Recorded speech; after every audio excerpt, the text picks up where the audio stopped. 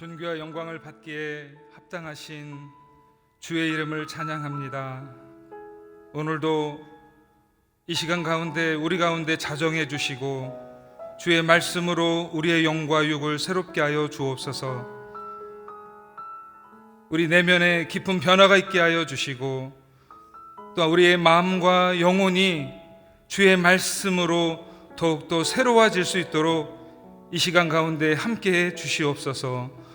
오늘도 성령의 깊은 것을 깨닫게 하실 주님을 기대하며 주님 예수 그리스도의 이름으로 기도드렸습니다. 아멘. 할렐루야. 오늘 함께 나눌 하나님 말씀은요, 요한복음 6장 22절에서 29절입니다.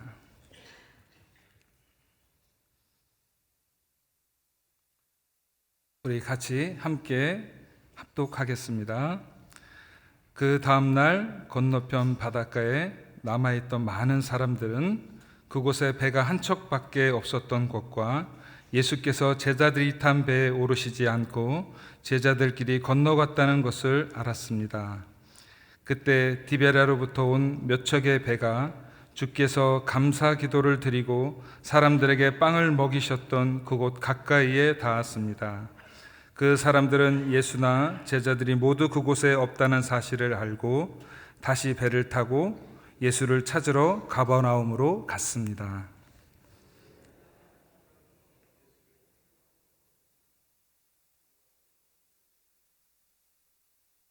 예수께서 대답하셨습니다. 내가 진실로 진실로 너희에게 말한다. 너희가 나를 찾는 까닭은 표적을 보았기 때문이 아니라 빵을 먹고 배가 불렀기 때문이다.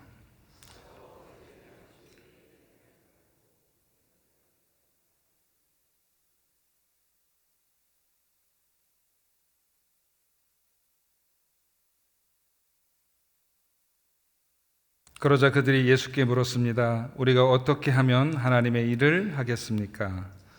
예수께서 대답하셨습니다.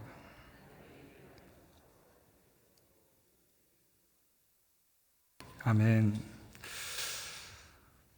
오늘 썩을 양식을 구하지 말고 영생하는 양식을 구하라라는 제목을 갖고 함께 하나님 말씀 나누겠습니다. 요한복음은 예수님께서 창조주라고 선포하는 성경입니다. 그리고 요한복음에 나타난 7개의 기적은 예수님께서 창조주인 것을 증거해주는 그런 기적들입니다. 그런 내용입니다. 예수님께서 물을 포도주로 바꾸셨던 그 사건을 보면서 단순히 어떤 신비한 초능력을 가진 분이 아니라 사물의 본질을 바꿀 수 있는 창조주이시구나라는 것을 우리에게 요한은 말하려고 하는 것입니다. 그리고 종교 지도자 니고데모에게 거듭남에 대해서 가르쳐주고 또 하나님 나라에 대해서 가르쳐주면서 예수님께서 창조주이시라는 것을 또 가르쳐주고 있습니다. 그리고 수가성 여인의 이야기를 통해서도 그렇습니다. 그리고 오병이의 기적은 더더군다나 예수님께서 완전한 창조주이심을 보여주는 것입니다. 4개의 복음서에 유일하게 다 들어가 있는 기적은 이 오병이의 기적입니다.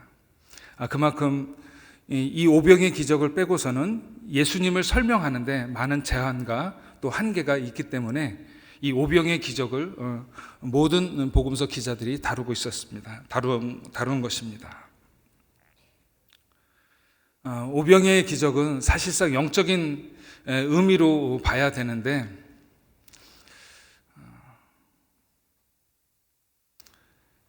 사실 그냥 표면적으로 보면 예수님께서 단순히 그 많은 무리에게 무리의 그 배고픔과 굶주림을 그냥 긍휼히 여기셨고 그것을 해결해준, 한 끼를 해결해준 그런 어떤 한 사건에 불과하지 않습니다. 그러나 이것을 영적인 의미로 보면 예수님께서 당신의 몸을 찢으셔서 수많은 영혼들에게 또 수많은 사람들에게 생명의 양식으로 오신 자신을 드러내 보이시고 그분 안에서 재창조가 이루어진다라는 것을 도전하는 그런 사건입니다. 오늘 이 본문의 말씀에 보면 예수님께서 오병의 기적을 베푸셨던 그곳에 허다한 무리들이 그 또 다른 기적을 경험하고 싶어서 또 그런 예수님의 능력을 체험하고 싶어서 예수님을 찾아 나섭니다. 근데 오늘 잠깐만요. 죄송합니다.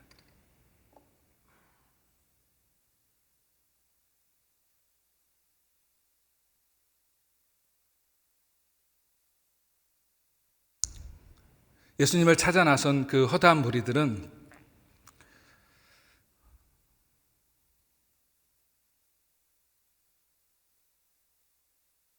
그 비슷한 기적을 체험하고 싶었던 거예요.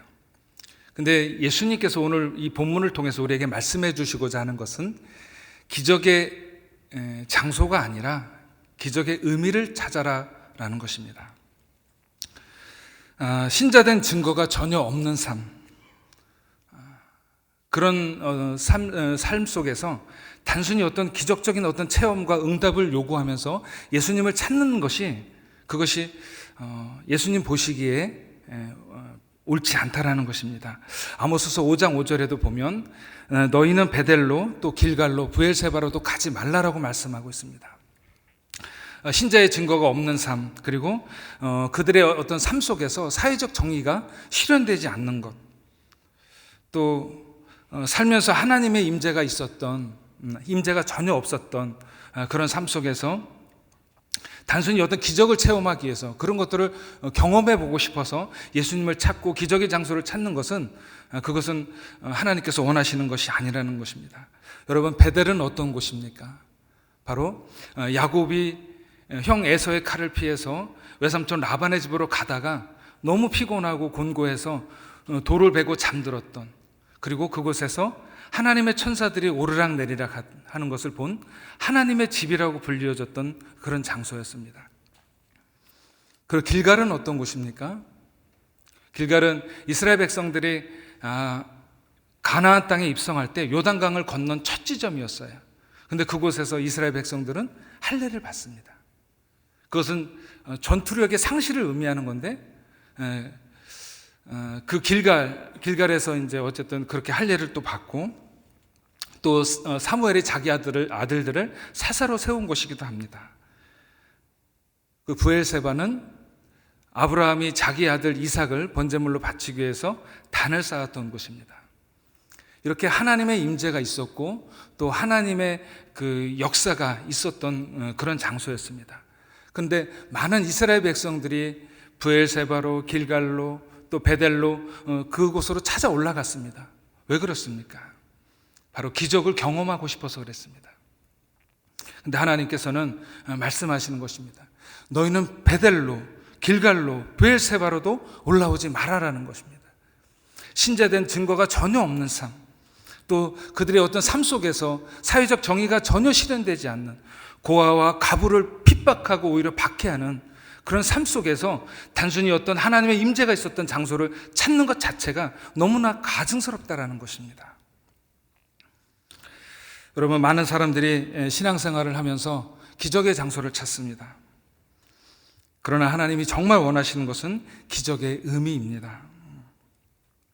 베델과 길갈과 브엘세바는 단순히 어떤 놀라운 일들을 체험했던 그런 장소가 아니라 언약의 신실하신 하나님을 보여주는 그런 장소입니다.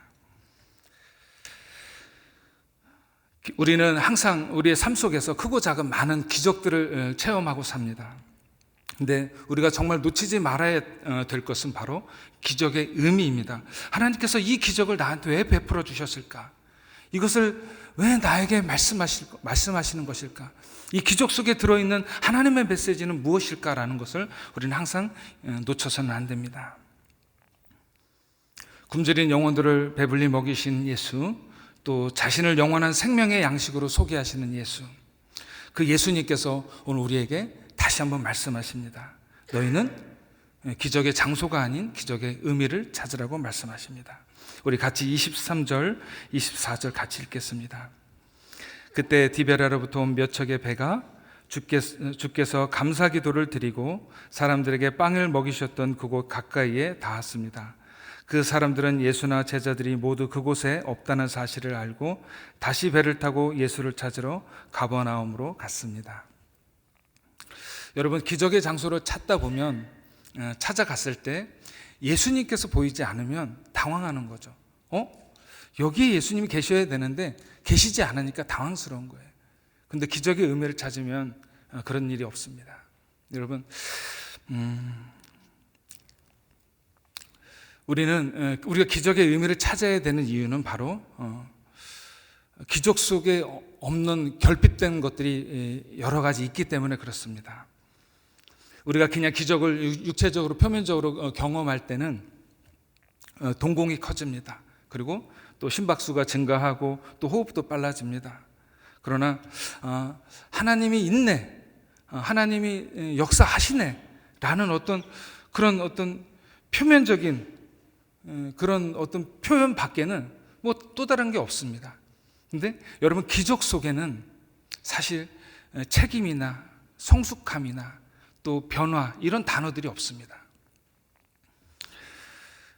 기적을 계속해서 쫓는 신앙, 기적의 의미를 찾지 않고 기적만을 찾는 신앙은 그 삶 속에 내면의 깊은 변화나 또 한 영혼에 대한 어떤 신자로서의 책임의식, 또 성숙함, 이런 것들이 일어나지 않습니다.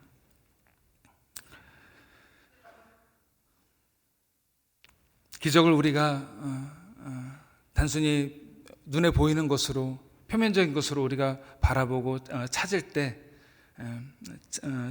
우리가 일어나지 않는 일들, 우리가 그 기적, 단순히 기적만을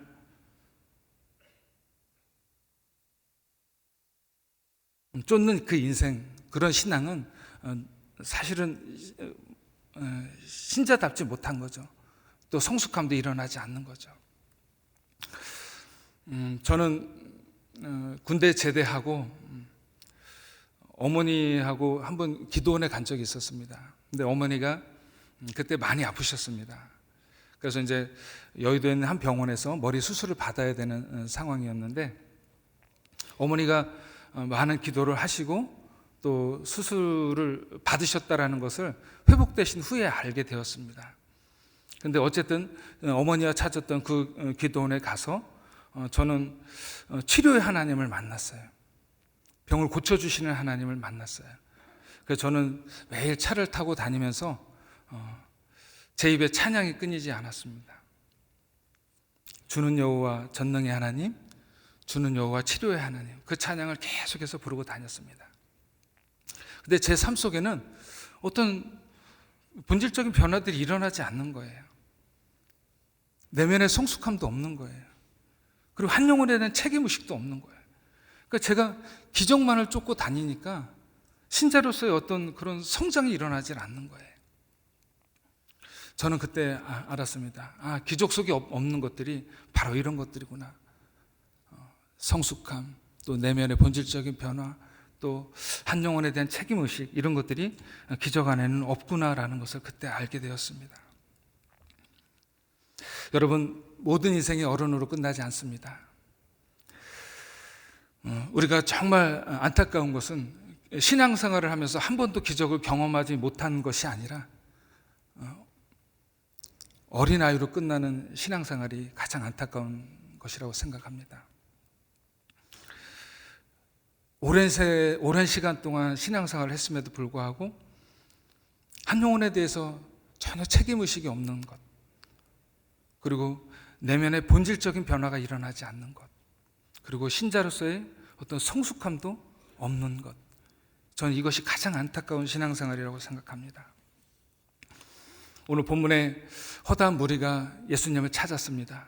근데 그들은 단지 기적을 경험하고 싶었던 것입니다. 그리고 예수님을 찾아와서 기적을 경험하고 싶으니까, 기적을 또다시 한번 체험하고 싶으니까, 그리고 자신의 결핍과 필요를 채우고 싶으니까 예수님을 끈질기게 찾았습니다. 그리고 질문합니다. 랍비여, 언제 여기 오셨습니까? 저는 이 본문을 묵상하면서 이 질문이 참 마음에 안 들었어요. 왜냐하면 정말 이 허다한 무리가 오병이의 기적의 그 의미를 찾았다면 이렇게 질문하지 않았겠죠. 당신은 메시아이십니까? 그리스도이십니까? 이렇게 질문했겠죠. 그런데 예수님을 메시아로 보지 않으니까 랍비요, 그러니까 선생님이란 뜻이죠. 언제 여기 오셨습니까? 라고 묻는 거죠. 여러분, 우리가 예수님께 나아갈 때 좀 합당한 질문, 바른 질문을 좀 갖고 나아갔으면 좋겠습니다. 그것은 바로 우리가 기적의 의미를 찾을 때 바른 질문을 갖고 나아갈 수 있는 것입니다. 26절, 27절 같이 한번 읽겠습니다. 시작.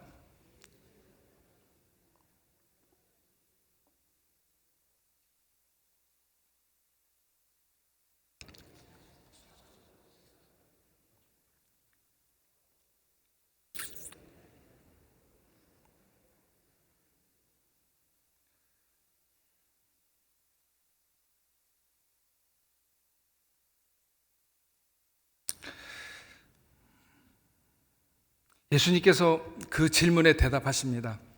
너희가 나를 찾는 까닭은 표적을 보았기 때문이 아니라 떡을 먹고 빵을 먹고 배가 불렀기 때문에 나를 찾는 것이라고 말합니다. 여러분, 썩을 양식과 또 영생하는 양식, 저는 이 두 개의 양식을 묵상하면서 어떤 게 썩을 양식이고 어떤 게 영생하는 양식인가를 좀 고민했습니다. 근데 먹어도 내면의 어떤 본질적인 변화나 성숙함이나 신자로서 한 영혼에 대한 책임의식이 일어나지 않는 양식은 그것은 썩을 양식입니다. 근데 먹으면 먹을수록 한 영혼에 대한 부담감을 갖게 되고 저 영혼이 꼭 하나님을 만났으면 좋겠는데 라는 그런 마음들, 그런 생각들이 들 때 또 내 내면 안에서 그 어떤 본질적인 변화가 일어나서 망령된 행실이 끊어질 때 그것은 바로 영생하는 양식, 생명의 양식이라는 것입니다. 이 허다한 무리는 영생하는 양식, 그 영생하는 양식의 그 가치와 소중함을 몰랐습니다.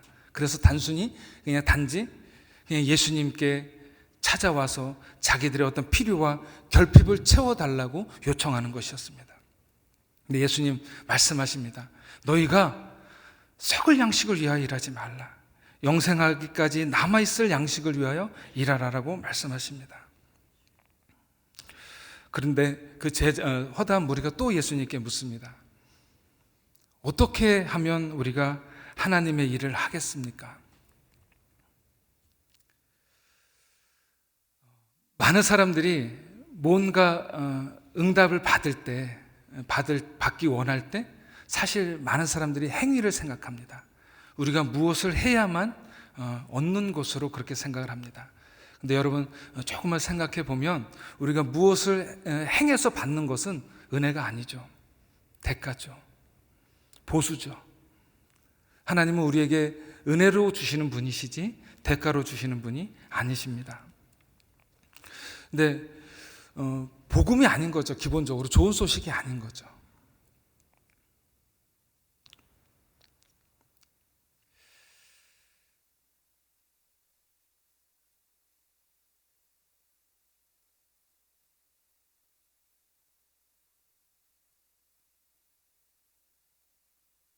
하나님의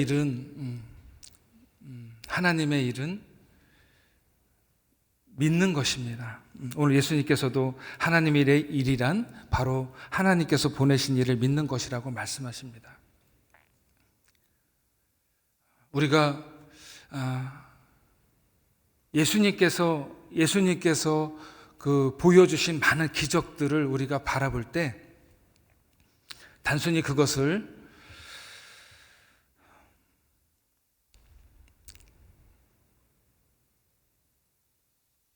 죄송합니다. 제가 너무 긴장을 하니까 본문이 안 보이고 설교 원고가 안 보이네요. 막 왔다 갔다 하고, 제가 시골에서 왔거든요. 죄송합니다. 원래 이렇게 제가 막 입도 이렇게 급하게 마르고 막 이러지 않는데 처음 이런 경험을 합니다. 아무나 서는 자리가 아닌 것 같습니다.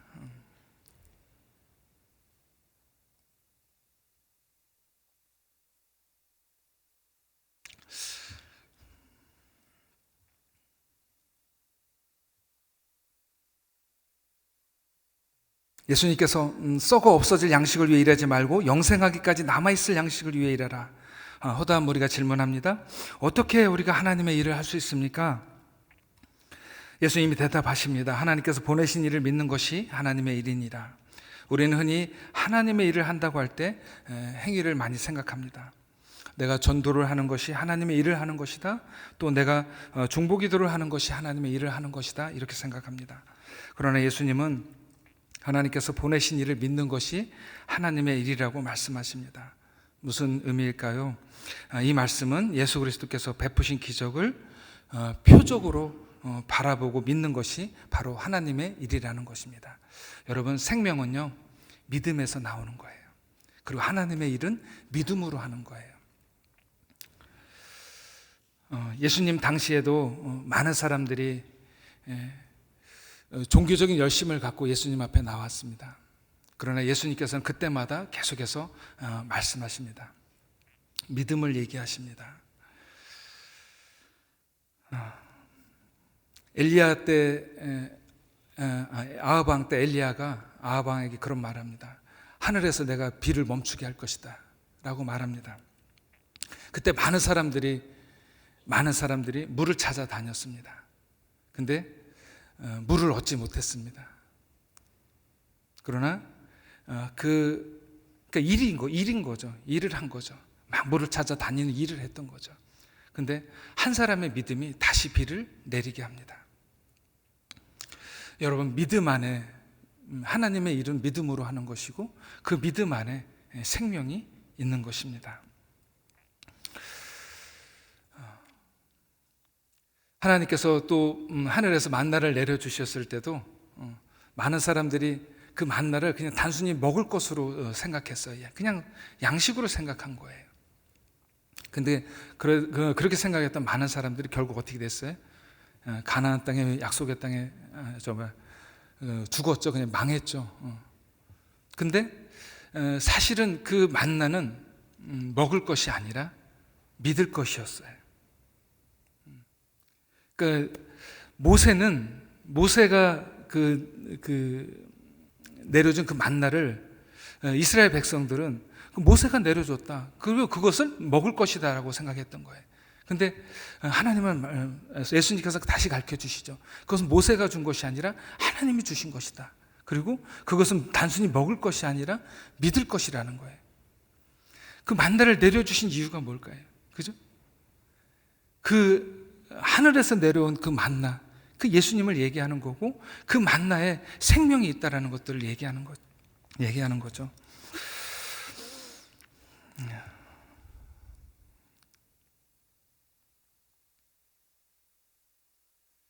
여러분,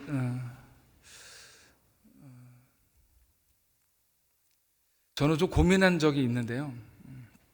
그냥 막 나오네요. 그냥 제가 원고에도 없는 것들이 너무 긴장을 하니까.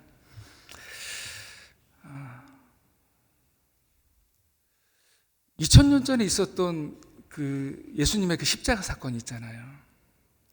그게 2020년 현재 대한민국에 살고 있는 나에게 어떻게 그게 복음이 될까 고민했었어요. 무엇으로 그 시간과 그 공간의 갭을 메울 수 있을까 고민했었어요. 근데 믿음이 그 시간과 공간의 갭을 메우는 거더라고요. 그거를 어떻게 믿음이 그 시간과 공간의 갭을 메울 수 있는가를 고민했는데 그 사상이라는 것들을 한번 묵상하게 됐거든요. 근데 사상이 사람을 하나로 묶어내는 힘이 있잖아요. 그러니까 1917년에 그 소비에트 연합을 주도했던 레닌이 그 연합회 의장이 되거든요. 그가 의장이 되었을 때 그와 같이 함께 했던 사람들은 같이 영광의 자리에 섭니다. 근데 1987년에 고르바초프가 정권을 잡았을 때 러시아 그 전역에 흩어져 있던 레닌의 사람들은 모두 다 그 영광의 자리에서 물러나게 됩니다. 이유가 뭐냐면 고르바초프와 다른 사상을 가졌기 때문에 그렇습니다. 그 사상은 사람을 시간과 공간의 갭을 떠나서 사람을 하나로 묶어낼 수 있는 힘이 있는 거예요. 근데 종교적인 영역에서 믿음도 동일한 역할을 합니다. 로마 당시에도 예수님에 대한 동일한 믿음을 가지고 있었던 많은 사람들이 있었습니다. 로마서 16장에 보면 나기수라는 사람의 이름이 나오고, 그리고 또 뭐 율리아노, 허메 이런 사람들의 이름이 나옵니다. 네, 나기수는 로마 황실의 막대한 자본을 댔던 그 재벌가의 가문이에요. 근데 그 재벌가의 가문의 사람들과 또 허메, 율리아노 이런 사람들의 이름이 나오는데 그것은 노예들의 이름이에요. 지금 우리 그 한국 버전으로 하면 뭐 옛날 돌쇠, 마당새 이런 이름이었거든요. 그러니까 로마 교회 안에는 재벌가의 사람과 또 그 노예, 종들의 노예들이 하나의 공동체를 이루고 있었다라는 거예요. 그러니까 배운 것도 또 가진 것도 사회적인 어떤 신분이나 지위도 많은 차이가 있었던 거죠. 근데 로마 정부는 그들에게 동일한 하나의 법을 적용해요. 왜냐하면 그들이 갖고 있는 믿음이 그들을 하나로 묶어 놨기 때문에 그런 거예요. 믿음은 이처럼 시간과 공간의 갭을 넘어서서 모든 것을 하나로 묶어낼 수 있는 힘이 있는 거예요. 저는 2000년 전에 예수님께서 십자가에 달려 죽으신 그 십자가의 사건이 어떻게 나를 위한 사건이 될 수 있을까? 물론 성령께서 확증시켜 주시면 그것이 나를 위한 사건으로 믿어지는 것이지만 저는 좀 논리적으로 합리적으로 좀 정리하고 싶었어요. 근데 그렇게 묵상이 되더라고요. 믿음이라는 것이 시간과 공간의 갭을 넘어서서 사람을 하나로 묶어낼 수 있는 힘을 가지고 있는 것이구나 라는 것을 알게 되었어요. 여러분, 우리가 성령 안에서 믿음으로 하나 되는 것입니다. 예수님, 나의 죄악이 믿음 안에서 예수님께로 전가가 되고 또 예수님의 의가 믿음 안에서 나에게로 전가가 되는 것입니다. 여러분, 믿음이 예수님과 나를 하나로 묶어주고 예수님 안에 있는 그 생명과 하늘의 부요를 누리게 해주는 것입니다. 이거 몇 시까지죠? 제가 올라오기 전에는 오늘 서빙고를 뒤집어 놓으리라 이렇게 생각을 했는데 제 속이 뒤집어지네요 오늘. 여러분, 뭐 부족한 말씀 새벽에 이렇게 또 전화해서 많이 송구한데요. 어쨌든 오늘 본문이 말씀하고자 하는 것들을 다시 한번 여러분들 안에서 정리됐으면 좋겠어요. 썩을 양식 먹어도 내 영혼의 변화, 성숙함, 또 책임의식 이런 것들이 자라나지 않는 그 썩을 양식을 내려놓고 우리가 영생하는 또 주님을 닮아가는 그리스도의 어떤 장성과 분량까지 자라나는 우리가 영생의 양식을 구하고 또 그것들을 사모하며 오늘 하루를 시작했으면 좋겠어요. 우리 같이 기도할게요. 오늘 주신 말씀 같이 붙들고 기도하기를 원합니다. 하나님, 제가 기적의 장소를 많이 찾으려고 했었던 것 같습니다. 어머니에게 베풀어 주셨던 그 기적의 장소, 그곳에서 하나님을 만날 수 있다고, 그 동일한 기적을 체험할 수 있을 거라고 그런 막연한 기대감으로 주님을 찾았던 것들을 하나님 이 시간 말씀을 통해서 돌아보게 되었습니다. 하나님, 제 삶에 베풀어 주신 그 크고 작은 기적의 의미들을 놓치지 않게 해 주십시오. 그래서 하나님, 정말 그 기적을 통해서 하나님 내 영혼에 말씀하시고자 하는 그 메시지들을 하나님 놓치지 않게 해주십시오. 그리고 내 영혼이 변화되게 하시고 내 영혼이 신자로서 한 영혼에 대해 책임의식을 갖게 해주시고 자라나게 해주시고 그리스도의 장성한 분량까지 성장할 수 있도록 하나님 나의 영혼을 붙들어 주십시오. 우리 같이 한 목소리로 기도하며 나아가겠습니다. 주님, 저희들의 연약함을 긍휼히 여겨 주시옵소서. 아버지, 단순히 누군가 기적을 체험했다고 해서 하나님 그 동일한 기적을 아버지 누리고 싶어서 아버지 주님을 찾았던 것들을 하나님 보게 되었습니다.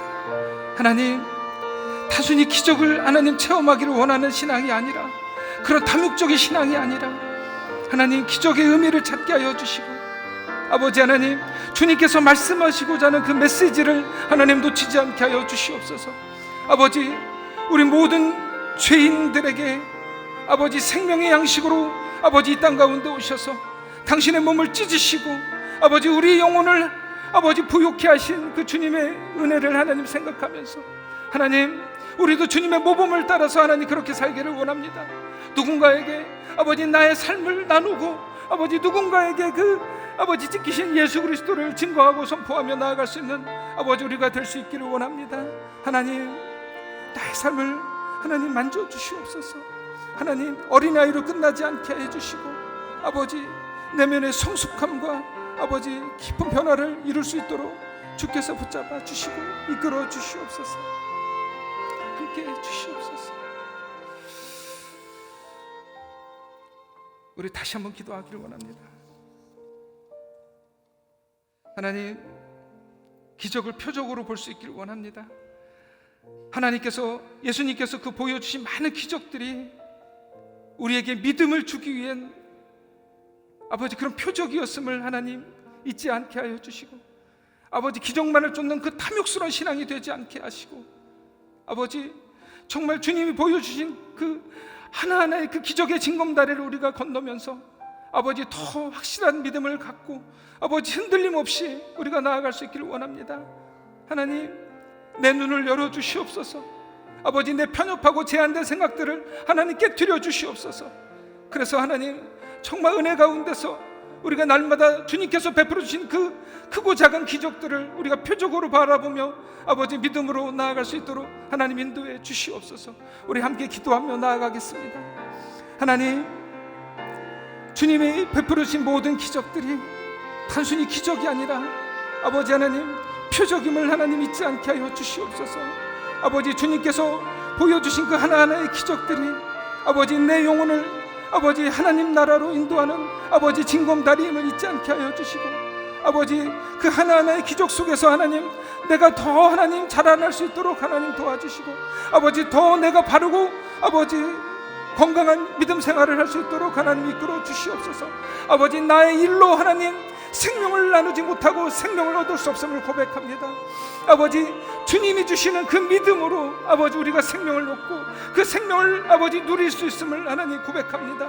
하나님 아버지 우리가 정말 우리의 편협하고 제한된 눈을 아버지 열어주셔서 아버지 주님이 베풀어진 그 모든 기적들이 하나님 표적임을 하나님 알게 하여 주시옵소서. 깨닫게 하여 주시옵소서. 주님 감사합니다. 탐욕스러운 신앙인으로 끝나지 않게 해주시옵소서. 내 영혼이 주님이 베풀어진 그 하나하나의 기적을 보고 해석하며 더 건강한 믿음의 삶을 살 수 있도록 하나님 인도해 주시옵소서. 아버지 주님이 내게 주신 한 영혼 한 영혼에 대해 책임의식을 갖게 하시고 내 내면 안에서 본질적인 깊은 변화가 일어나게 해주시고 아버지 내 믿음이 자라나서 더 성숙해지고 더 어른스러워질 수 있도록 하나님 인도해 주시옵소서. 그래서 나의 삶을 통해서 하나님의 정의가 아버지 곳곳에 흘러넘치게 하여 주시고 또 많은 사람들에게 그 하나님의 은혜와 사랑을 증거하고 나눌 수 있는 아버지 그런 복된 삶이 될 수 있도록 하나님 인도해 주시옵소서.